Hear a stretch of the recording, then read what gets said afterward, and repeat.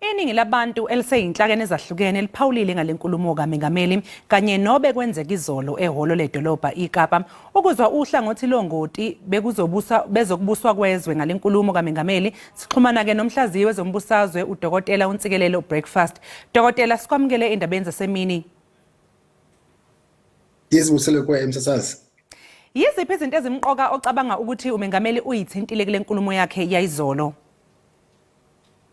Akukho nto intsha msasazi aye wathetha ngayo ngaphandle kwento bangaba ke ethethe ngalongqongqoshe umtsha wombane azawukhonga awufake phana kula office yakhe but umbuzo into bangaba lonto leyo ayizukwenza ubangaba abenamandla amakhulu ezopolitiko na and ingaba lonto leyo ayizukwenza into bangaba imali ispendwe ngendlela engalunganga ngoba umzekelo kukho enye iministry katatu Gweremantash efocusa on minerals and energy, so ingaba kuzobakho iduplication na, but lento bangaba ku appointwe ungqongqoshe wombane inkhumbuza into eseke yenziwa pha early 90s. If uyakhumbula kwakukho ungqongqoshe without i-portfolio kuthiwa uJ Naidu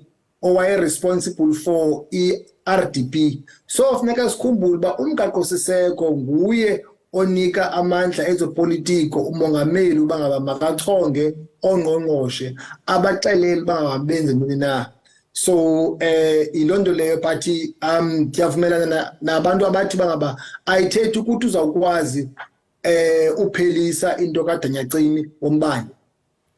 Dokotela, yiziphi izinto ezimqoko ocabanga ukuthi uMengameli uyithintile ngoba ngiyayizwa ke le ekangqongqoshe usuqale ngayo kodwa ke ikuphi mhlawumbe okunye obona ukuthi uthintile kukho okubalekile? Yes, so uthethe ngento bangaba kuzabakho i-construction of amadama amabini ne. So uthi ezo zinto zi-anti-poverty strategies, so zizawukudala amathuba emisebenzi and then wafocus on umcimbi we-economic zones apha eGqeberha kukho i-economic zone kuthiwa yikurha. Ikurha into eyenza ithumela even ezinye imoto kumazwe amazwe angaphesheya, so loo nto ucinga baba izawudala imisebenzi. I think ikhona enye i-economic zone ekhoyo apha eMonti kuthiwa kuse-East London, nale nto nayo wathetha ngayo nento bangaba uzawufocusa on imisebenzi ezawudalwa kwi-infrastructure. Now umbuzo uthi ke ngoku ingaba i-budget speech izawuba njani, because if uneplan neke ubeke imali awukwazi uba neplan ungabi namali, so asikwazi useparate i-plan kaMongameli which is i-speech sakaMongameli from i-budget speech. So umbuzo uthi ngaba i-budget speech izaba njani.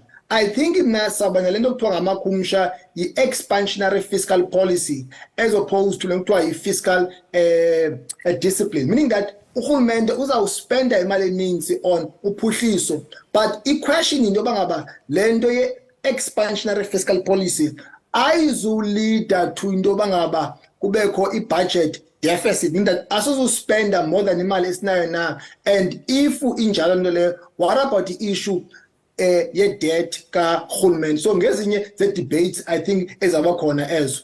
Okanye umhlambi, does it mean bangaba uzawunyuswa imali ye-tax?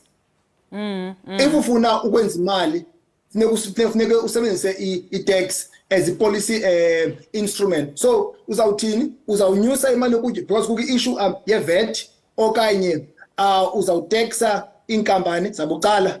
So ngezinye ze-debates ezo. Dokotela, le nkulumo kaMengameli ke masingabe sesibheke konke ke obekukhulunywa ingabe iyalibuyisa yini ithemba ke ebantwini bakulelizwe? Hayi msasazi, I think the damage is done ngoku. I-ANC izawuphaya i-price heavy grit kwi-upcoming elections because i-ANC ngoku xa ndithi i-ANC I mean i-ANC led government ishekelwe izinyanga nje unyulo lo rhulumente ozayo lizaba khona ngo 2024. So I don't think that ikhona inguqu enoba khona emassive gelixesha kwezinyanga ezikhoyo.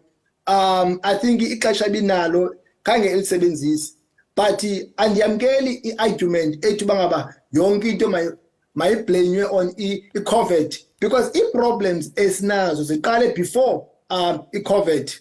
I think iproblem esinayo issue ye corruption, issue ye cadre deployment, and sayibonke leyo is manifesta even kwa Eskom. Unfortunately, it's too late ngo ayikho into enoyenza ngo.